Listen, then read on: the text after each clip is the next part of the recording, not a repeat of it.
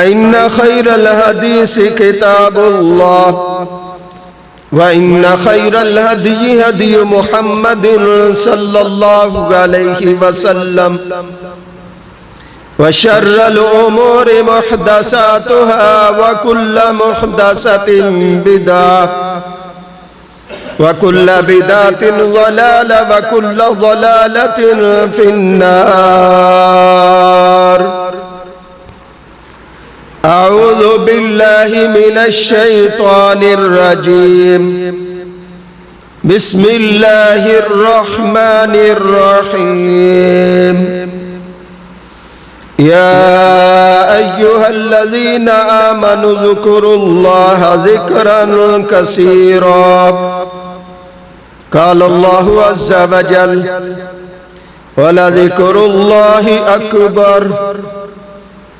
يا أيها الناس اتقوا ربكم الذي خلقكم من نفس واحدة وخلق منها زوجها وبث منهما رجالا كثيرا ونساء واتقوا الله الذي تساءلون به والأرحام إن الله كان عليكم رقيبا.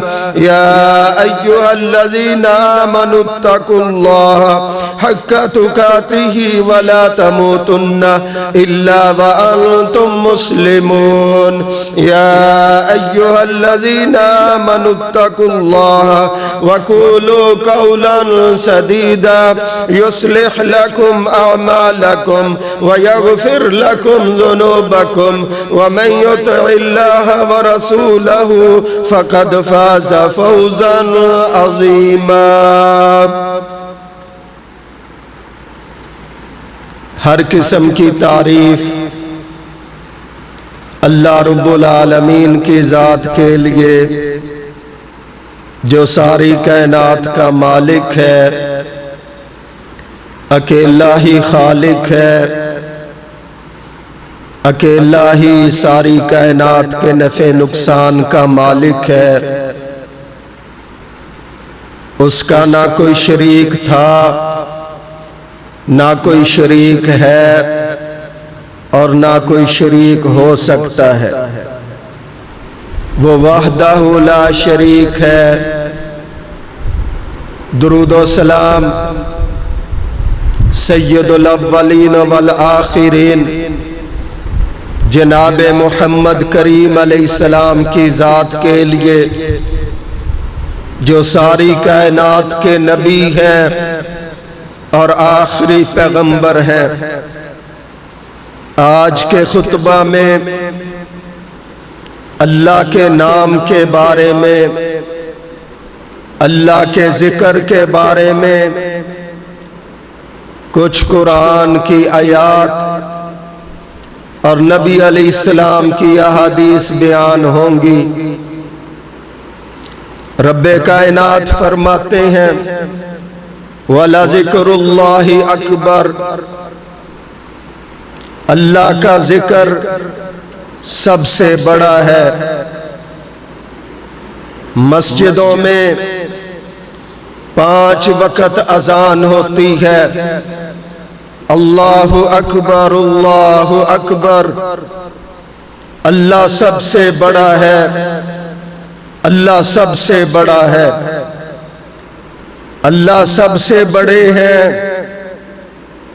اور اللہ کا ذکر بھی سب سے بڑا، اللہ کا نام بھی سب سے بڑا ہے. ایک مقام پر فرمایا فَاذْكُرُونِي أَذْكُرْكُمْ. پس تم مجھے یاد کرو، اپنے رب کا ذکر کرو اور اللہ تمہیں یاد کرے گا. نبی کائنات علیہ السلام نے فرما دیا تم دنیا میں زمین کے اوپر بیٹھ کر اللہ کو یاد کرتے ہو، اللہ پاک فرشتوں میں بیٹھ کر اپنے بندے کو یاد کرتا ہے. تم تنہائی میں بیٹھ کر اپنے رب کا نام لیتے ہو، اللہ پاک تمہارا نام لیتے ہیں، کہاں اللہ کی ذات اور کہاں ہم اس کی مخلوق اور کمزور۔ اللہ اپنے بندوں سے محبت کرتا ہے جب بندے اپنے مالک سے، اپنے رب سے محبت کرتے۔ ایک مقام پر فرمایا یا ایھا الذین آمنوا اذکروا اللہ ذکرا کثیرا۔ ایمان والو، پہلے عام لوگوں کو خطاب تھا کہ کسی بھی مذہب سے تعلق رکھتے ہو، کسی بھی علاقے میں رہتے ہو، رب تو تمہارا اللہ ہی ہے۔ اور یہاں پر خصوصی ایمان والوں کو اللہ نے مخاطب کیا، آمنوا اذکروا اللہ ذکرا کثیرا۔ ایمان والو، اللہ کا ذکر کرو اور بہت زیادہ ذکر کرو۔ اب حج کے لیے لوگ جائیں گے، اللہ قبول فرمائے، یہ بھی محبت ہے، یہ بھی ایمان کی علامت ہے۔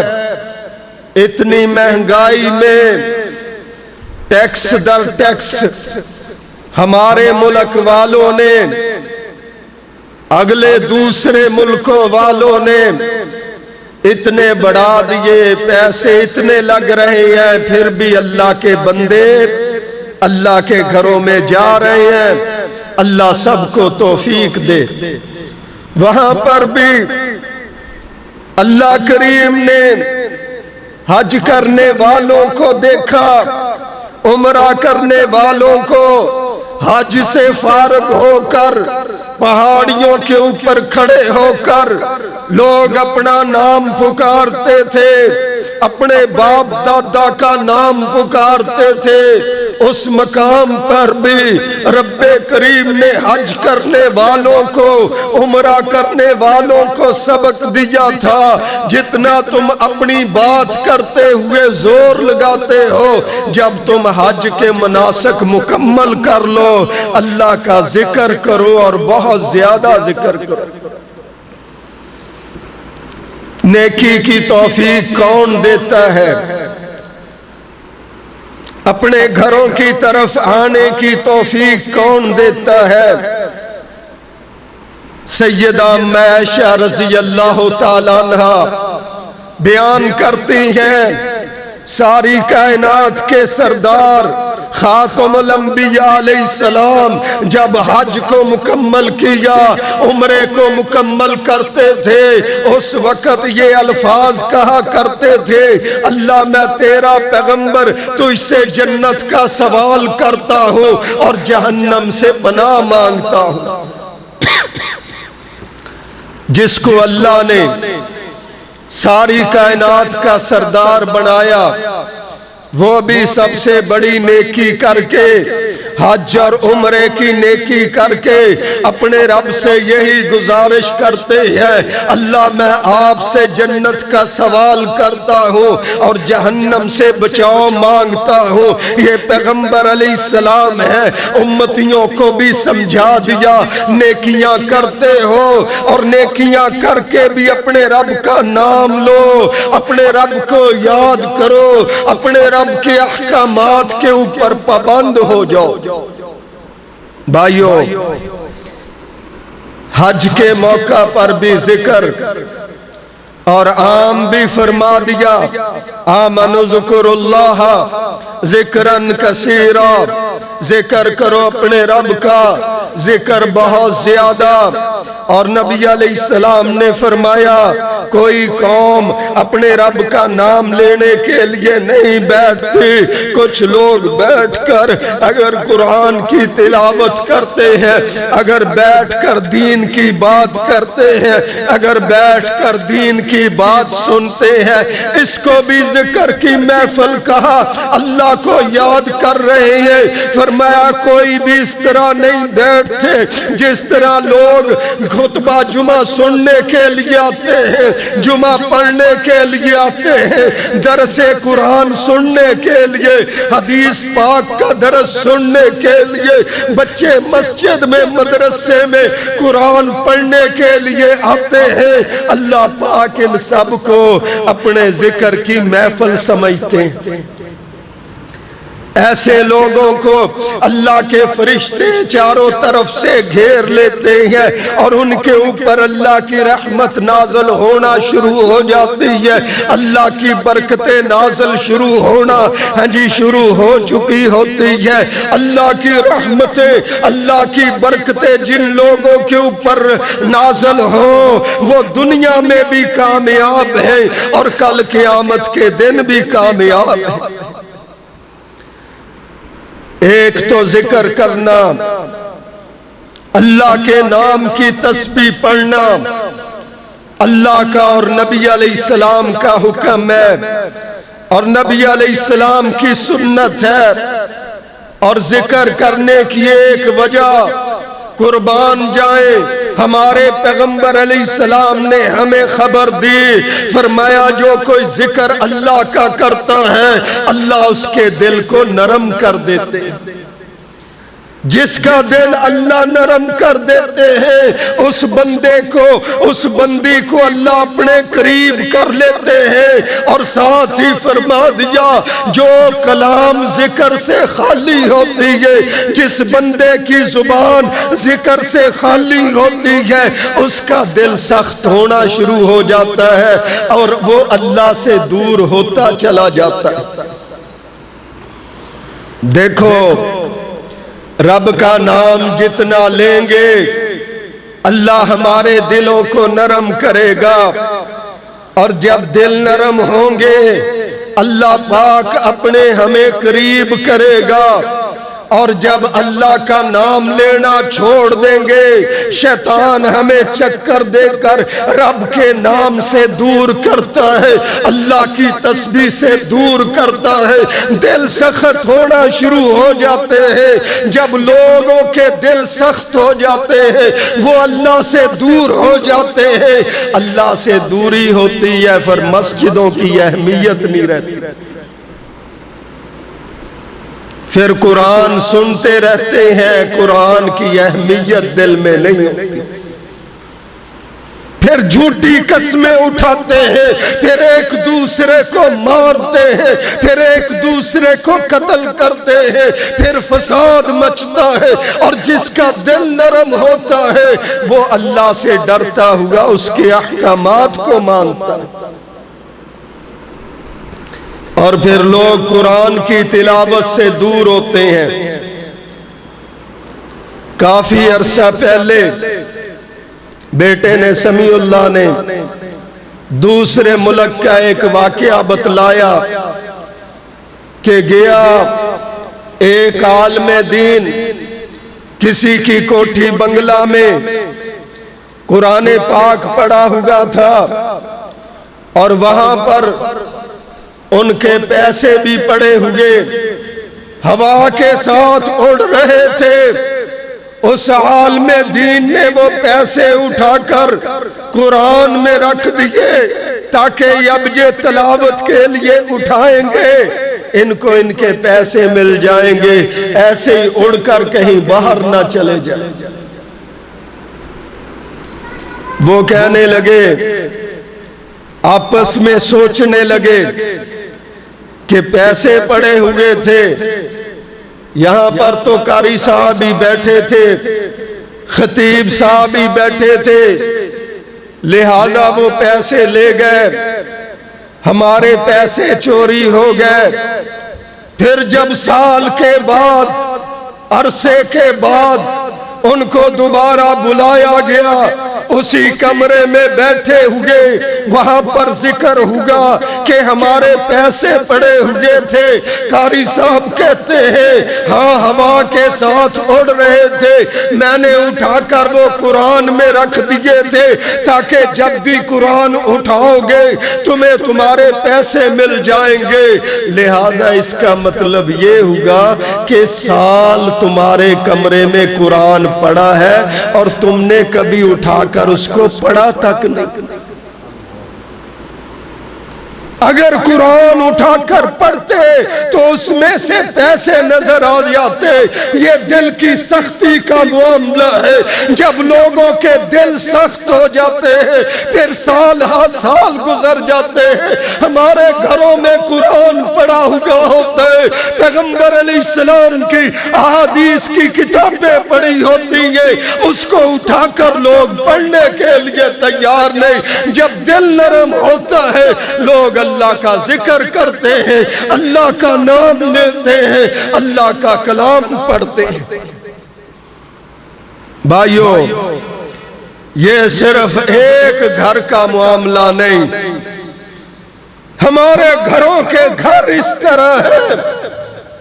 سال کے بعد مسجد کے اندر رمضان میں نماز تراویح میں قرآن سنایا جاتا ہے، وہ بھی بہت مشکل سے چند لوگ سنتے ہیں، باقی کہتے ہیں تھک جاتے ہیں، دیر بہت لگ جاتی ہے۔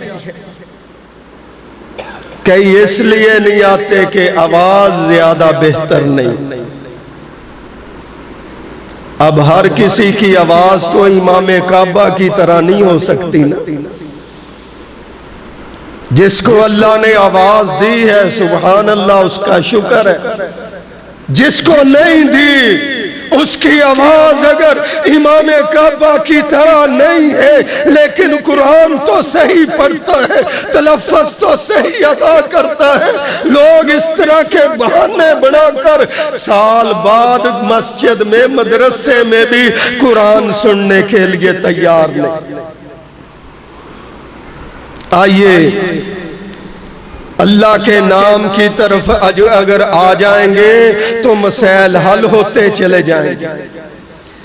نبی علیہ السلام نے کوئی موقع نہ چھوڑا، اپنے صحابہ کو اپنے رب کی طرف راغب کیا اور امتیوں کو اپنے رب کا نام لینے کی طرف ان کی رغبت دلائی۔ صحابی حضرت ابو ہریرہ رضی اللہ تعالیٰ کہتے ہیں پیغمبر علیہ السلام جا رہے ہیں اور صحابہ کرام جا رہے ہیں، ایک پہاڑ سے گزر ہوگا، آپ نے فرمایا آگے بڑھ گئے، مفردون آگے بڑھ گئے۔ مفردون یہ عربی کا لفظ ہے، مطلب کیا ہے؟ تیز تیز چلے گئے، آگے آگے چلے گئے۔ مطلب کیا ہے؟ کہاں آگے چلے گئے؟ جنت میں آگے چلے گئے، جنت میں داخلے میں آگے چلے گئے۔ صحابہ عرض کرتے ہیں اللہ کے رسول کون آگے چلے گئے، کون جنت میں داخل ہو گئے؟ فرمایا جو اللہ کا ذکر کرنے والے ہیں، اللہ کی تسبیح پڑھنے والے۔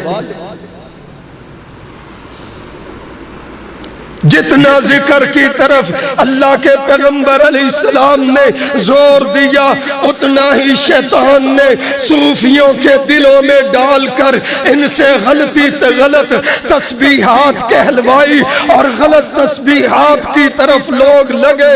جو پیغمبر علیہ السلام نے اذکار بتلائے، تسبیحات بتلائی، وہ صوفیوں نے اس سے دور کر کے کہا یہ فلاں چیز اتنی مرتبہ پڑھ لو، فلاں چیز اتنی مرتبہ پڑھ لو۔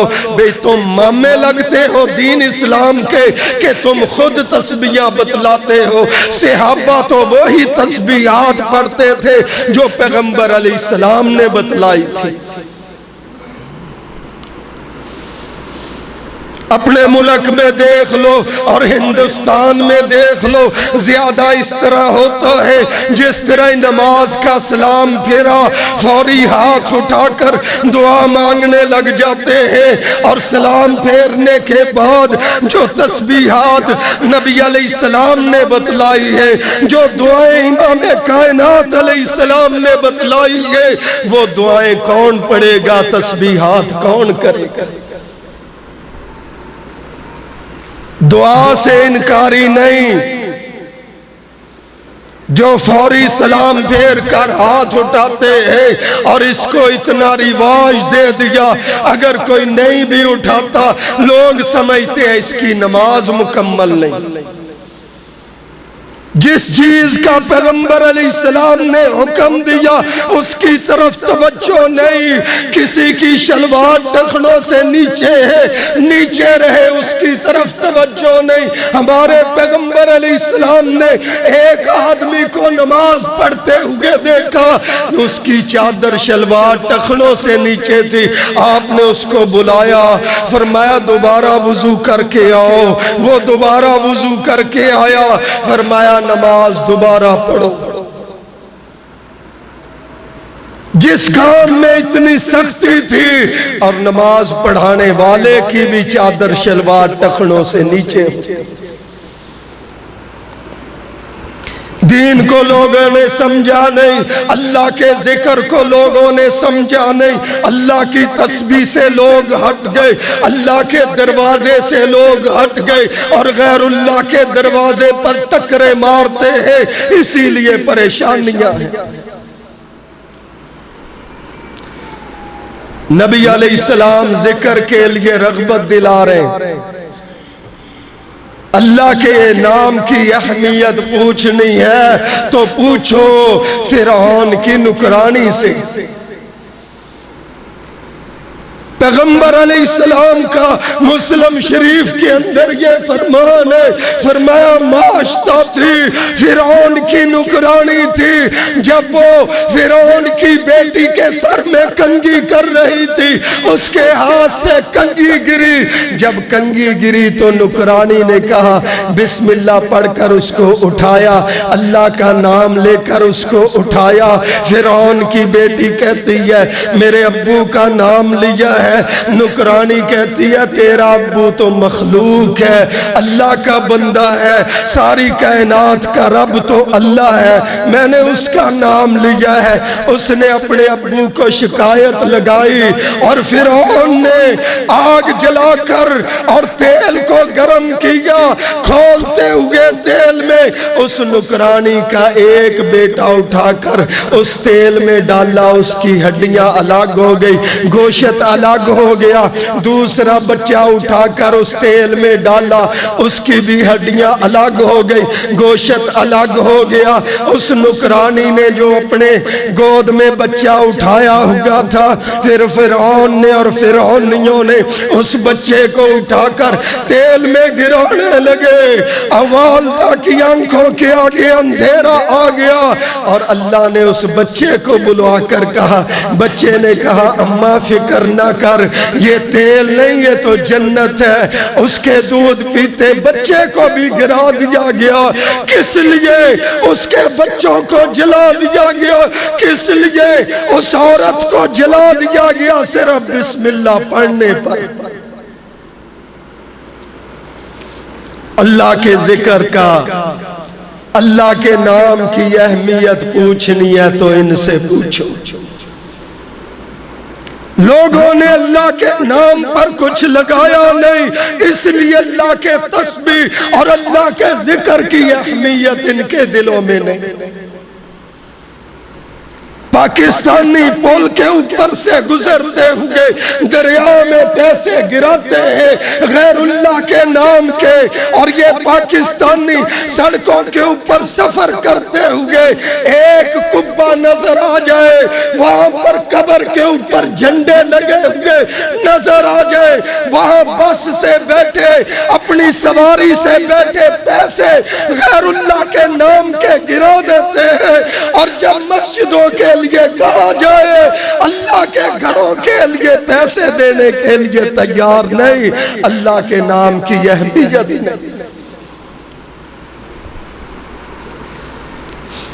نبی کریم علیہ السلام نے فرمایا مثل الحی والمیت, اللہ کا جو نام لیتے ہیں اس کی مثال زندہ کی ہے, جو اللہ کا نام نہیں لیتا اس کی مثال مردہ ہے. اللہ کو بھی وہی اچھا لگتا ہے ہے جو اپنے رب کو یاد کرتا ہے۔ رب کو یاد کرنے کا ایک مقصد کیا ہے؟ اللہ کے قرآن کی تلاوت کرتا ہے۔ رب کو یاد کرنے کا ایک مقصد کیا ہے؟ نماز پابندی سے پڑھتا ہے۔ اللہ کو یاد کرنے کا ایک مقصد کیا ہے؟ اپنے پیغمبر کی صبح شام کی بتلائی ہوئی دعائیں پڑھتا ہے۔ اللہ کو یاد کرنے کا مقصد کیا ہے؟ اگر کوئی برائی دیکھتا ہے، اگر کوئی دکھ تکلیف دیکھتا ہے، زبان سے اپنے پیغمبر کے الفاظ کے مطابق اِنَّا لِلَّهِ وَإِنَّا إِلَيْهِ راجعون پڑھتا ہے۔ اگر اس کو کوئی خوشی پہنچتی ہے، بچے کی شادی ہے، بچی کی شادی ہے، اللہ کو انعام دیتا ہے، اپنی زبان سے الحمدللہ کہتے ہیں، یہ یاد کرنے کا مقصد ہے۔ یہ یاد کرنے کا مقصد نہیں سپیکر کے پاس کھڑے ہو کر لا الہ الا اللہ لا الہ الا اللہ کہہ کر چلے جاؤ، اور غمی ہو تو نافرمانیاں کرو، اگر خوشی ہے تو نافرمانیاں کرو۔ بہت اچھے اچھے لوگ بدعات اور رسومات کے اندر لپٹے ہوئے ہیں۔ جب کوئی فوت ہو جائے، اللہ جتنے بھی مومن مسلمان فوت ہو گئے رحمت نازل فرما۔ قاری عبداللہ صاحب ہمارے بھائی ابھی کہہ رہے تھے ان کا نواسہ بیمار ہے، اللہ کریم شفا تیرے پاس ہے، اپنے خزانوں سے اس بچے کو شفا دے۔ بھائی احسن ہے، باہر سٹور ہے مین کے اوپر، ان کا بھانجا کافی دن ہو گئے ہسپتال میں داخل ہے، اللہ پاک اس بچے کو شفا دے دے۔ ہم تو کچھ بیماروں کو جانتے ہیں، کچھ مصیبت زدہ کو جانتے ہیں، اللہ پاک آپ تو سب کو جانتے ہیں، جتنے بیمار ہیں اپنا فضل کر کے سب کو صحت عطا فرما دے۔ فوت ہو جائے اس کے گھر میں جائیں گے، بیٹھ کر کہیں گے اللہ کی مرضی، ساتھ ہی ہاتھ اٹھا لیں گے، پتہ نہیں کیا پڑھا یا کیا مانگا، کئیوں نے یہ نام رکھا ہوا ہے، جا کر بیٹھتے ہیں چٹائی پر، چلو جی فاتحہ کہہ لو۔ یہ کس نے بتلایا؟ جہاں پر سورہ فاتحہ جنازے میں پڑھنی تھی نبی علیہ السلام نے سکھائی ہے، وہاں پر سورہ فاتحہ نہیں پڑھی۔ اب اپنی مرضی سے ان کے گھر میں آ کر اپنی مرضی سے چٹائی پر بیٹھ کر کہتے ہو فاتحہ کہہ لے، جو دعا نبی علیہ السلام نے سکھائی تھی کہ فوت ہونے والوں کو ان کے لوائقین کو جا کر یہ دعا پڑھ کر سنو، وہ دعا کسی کو بھی یاد نہیں۔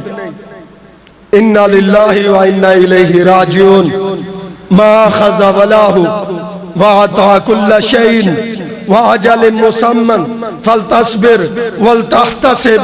نبی علیہ السلام نے یہ دعا سکھائی، یہ دعا یاد کرنے کے لیے کوئی بھی تیار نہیں، اور بنائے ہوئے الفاظ ہر کوئی کہہ دیتا ہے، رسومات کے اوپر عمل ہر کوئی کرنے لگ جاتا ہے، لیکن یاد رکھو مجھے کوئی مسئلہ نہیں جو برسی کرتے پھرو، لیکن ممبر رسول کا تقاضا ہے، پیغمبر کے ممبر پر کھڑا ہونے کا تقاضا ہے کہ اللہ کی بات لوگوں تک پہنچائی جائے، نبی علیہ السلام کی سنتوں کو، احادیث کو لوگوں تک پہنچایا جائے، تاکہ لوگ لوگوں کی باتوں سے ہٹ کر شریعت پر عمل کریں۔ پیغمبر علیہ السلام کا ایک ایک فرمان کلمہ پڑھنے والوں کو جنت میں لے جاتا ہے۔ کیا فرمایا پیغمبر علیہ السلام نے؟ فرمایا جب بازار میں داخل ہوتے ہو یہ دعا پڑھو، لا الہ الا اللہ وحدہ لا شریک لہ لہ الملک ولہ الحمد یحیی ویمیت وہو حی لا یموت بیدہ الخیر وانک لعلی کل شیء قدیر۔ جب میں نے لاہور میں ایک بازار کی کانفرنس میں عقیدہ توحید پر بات کرتے ہوئے یہ دعا پڑھ کر سنائی، اور کتنے لوگ تھے جنہوں نے یہ دعا یاد کی۔ ہمارے پیغمبر علیہ السلام فرماتے ہیں بازار میں داخل ہوتا ہوگا جو کوئی یہ دعا پڑھتا ہے اللہ پاک اس پڑھنے والے پر پڑھنے والی پر اتنے خوش ہوتے ہیں اس کو 10 لاکھ نیکیاں دیتے ہیں، 10 لاکھ اس کے گناہ معاف کرتے ہیں، اور 10 لاکھ اس کے درجے بلند کرتے ہیں، اور ایک گھر اس کے لیے جنت میں بنا دیتے ہیں۔ شریعت میں کوئی کمی تھی جو تم اپنی باتیں بنانے لگ گئے ہو؟ احادیث میں کون سی کمی ہے جو لوگوں تم نے منہ پھیر لیا اور اپنی طرف سے کوئی کچھ کہتا ہے؟ ایک ٹولہ بے ایمان منکرین حدیث کا وہ 2 طرح کی حدیث کو پڑھ کر لوگوں کے ذہن خراب کرنے کی کوشش کرتے ہیں۔ یاد رکھو نہ قرآن کے دشمن ہلاکت سے بچے نہ بچیں گے، نہ حدیث کے دشمن ہلاکت سے بچے اور نہ بچیں گے۔ قرآن کے دشمن بھی مٹے، حدیث کے دشمن بھی مٹے، مسجدوں کے دشمن بھی، مدرسوں کے دشمن بھی مٹے۔ آپ نے اس ہفتے میں دیکھ لیا، کلپ دیکھ لیا، اس بے ایمان وزیر کا کلپ آپ نے دیکھا جو کہتا تھا مسجد اور مدرسوں کی وجہ سے ہمارا ملک 50 سال پیچھے ہے۔ اپنی گاڑی سے اترا اور سامنے پولیس دیکھی، ملک کا وزیر رہا، سامنے پولیس والے کو دیکھ کر دوبارہ عدالت میں بھاگ گیا۔ فواد چودھری بے ایمان، تیری حیثیت تو اتنی ہے ایک پولیس والے کو دیکھ کر تیرے وکیل تجھے پکڑتے پھرتے ہیں، اور تو اتنا بے ایمان ہے تم مسجد اور مدرسوں کے لیے کہہ رہا ہے کہ ہمارا ملک 50 سال پیچھے چلا گیا۔ جاؤ تحقیق کرنے والوں سے پوچھو، ملک کے اندر پنجاب کے اندر ایک ضلع پیداوار میں آگے آگے جا رہا ہے، کاشتکاری میں آگے آگے جا رہا ہے، وہ کون سا ضلع ہے؟ یہ صرف آپ ہی نہیں سن رہے، یہ بات آگے تک جائے گی۔ پنجاب کا وہ ضلع کون سا ہے جو کاشتکاری میں آگے آگے جا رہا ہے، جو نفع میں آگے آگے جا رہا ہے؟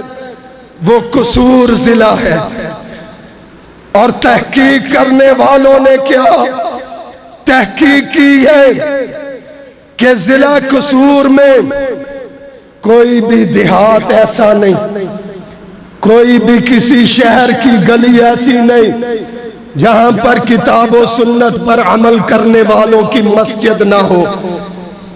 او اللہ کے گھروں کی وجہ سے، قرآن و حدیث پر عمل کرنے کی وجہ سے تمہارا قصور ضلع آگے آگے فصلوں میں جا رہا ہے، اور جب تم سارے قرآن و حدیث کے مطابق عمل کرو گے تمہارا ملک بھی آگے آگے جائے گا اللہ کے فضل سے۔ دیکھو نا، ملتان بھی پنجاب کی سرزمین پر ہی ہے نا، ایک فصل اگا کر منہ اٹھا کے دیکھتے رہتے ہیں۔ وہاں کے ذمہ داروں نے مجھے بتلایا کہ آئے دن دیکھتے ہیں کوئی نہ کوئی فصل پک جاتی ہے، لوگ عشر دے رہے ہوتے ہیں۔ ادھر تو گندم کا عشر بھی لوگ چھپا کر بیٹھے ہیں قیمت زیادہ ہونے کی وجہ سے۔ میں سب کو نہیں کہتا، کچھ لوگوں کے دلوں میں شیطان ڈال دیتا ہے، بھائیو کسی چیز کی قیمت زیادہ ہو کم ہو، یاد رکھو پیسے کم اور زیادہ قیمت ہونے کی وجہ سے نہ تھوڑے ہوتے ہیں نہ زیادہ ہوتے ہیں، برکتیں کون ڈالتا ہے؟ ساری کائنات کا رب ڈالتا ہے۔ ربنا تقبل منا